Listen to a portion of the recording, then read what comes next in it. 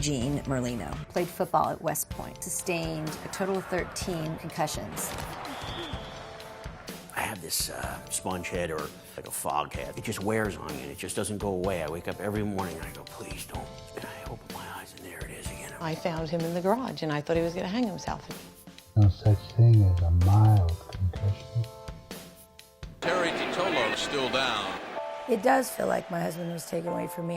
But the more I'm finding out about concussions and brain damage in the NFL, it makes sense.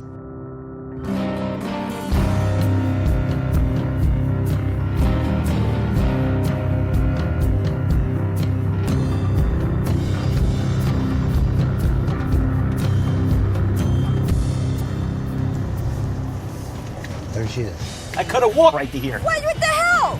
No, wait, get over here. I like her chasing me around too. Never a bad thing having a blonde chasing you around. Don't marry one. I'm married too. Yeah, you said that. So I've got a new problem on my hands. Love you, brother. My older brother right here. Had to block guys like this. No wonder why my head's a little jacked up. Gene and Terry, two guys with both severe post-concussion and addiction issues, have become the two desperados here at P.A.S.T. God, I got you, Tara. Somebody who can understand.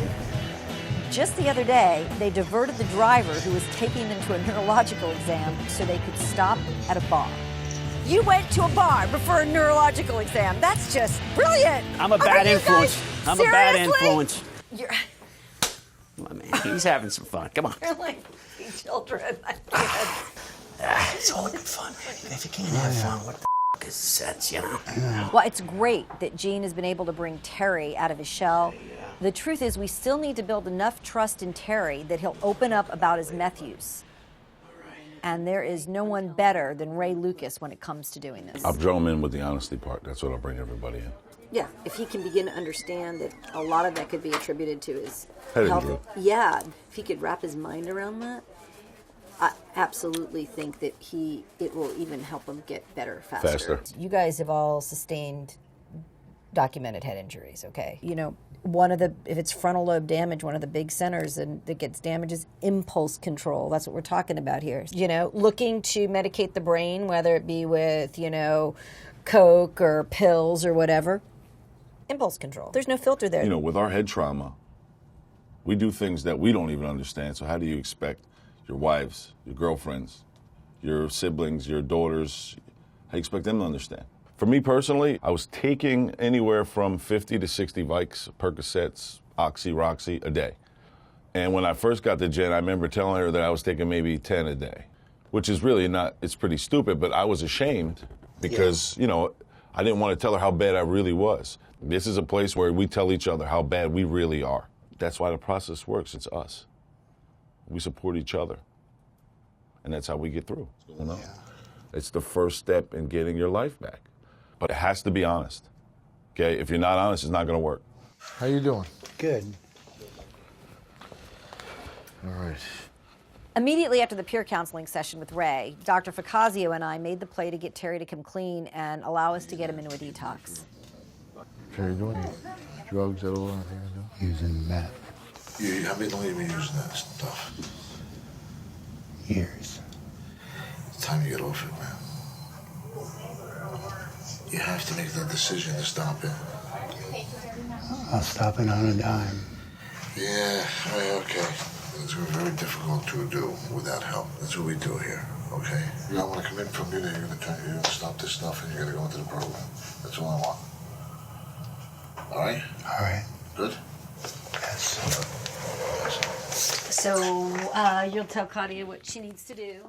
I feel like we're starting to get to a point where we can actually help Terry. But the question now is, can we do the same for Gene, who's got his own extreme dependency issues? I'm like one of those 1.75 liters. I'm doing one of them a day. Really? Vodka. Just to get myself going. Yeah. Like, how much can you drink? I don't even enjoy it. Yeah. But if I stop, I tighten up and I curl up on the couch. I can't move. Yeah. A guy who drinks at the level that Gene drinks, you can't safely just say, hey, stop drinking. You have to titrate a guy like that down because coming off of a liter a day of alcohol is a very dangerous and risky proposition. But how about like in There's 3 or 4 weeks? downtime in the place.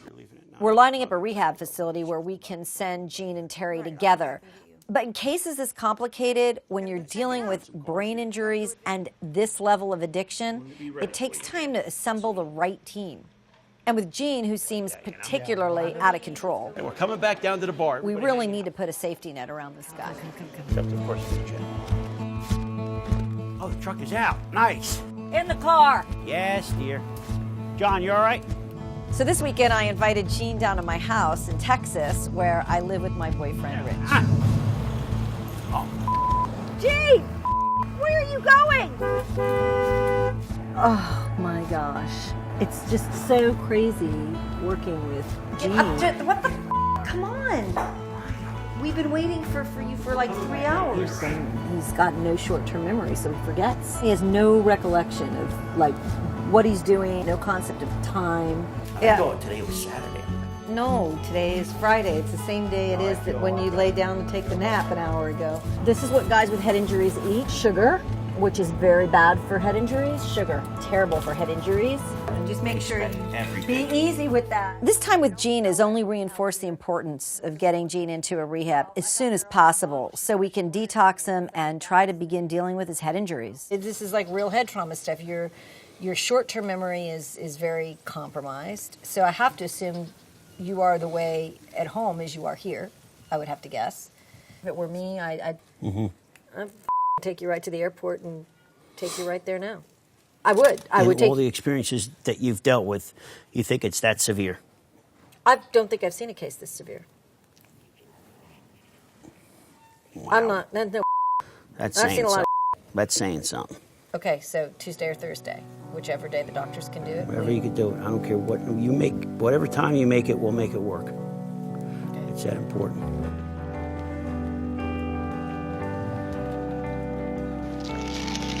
That's one for a while. Long while. Done. Hey, Ray, I'm in the car with Gene and Terry, and we're on our way to the facility. Awesome. The evening is going to start to begin. Hi, Ray. Barry, what's up, brother? Man, I'm so happy for you guys, man. I'm really excited about it. It's the first day of your new lives. So your chief complaint or reason for admission? I guess self-medication of symptoms that, that I think are related to the head injuries that I had from years ago playing football. Have you experienced any fatigue, disturbed sleep from not using the meth? That was every night. That's every night? Yeah. I am so glad you came here. I'm just Okay. really glad that you're here.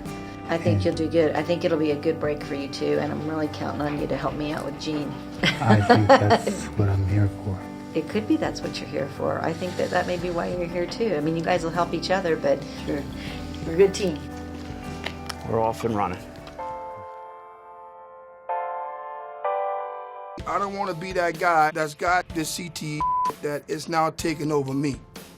I want to take over it. You look wonderful. Today, Terry's former coach, Dick Vermeil, came into P.A.S.T. to see Terry. I was frustrated because I cleaned out and I felt worse. My head was humming. It's going to stay humming. It came first. And Leonard, I'll tell you this: it's not always addicts in here. We have we cut it up. Yeah, we cut it up.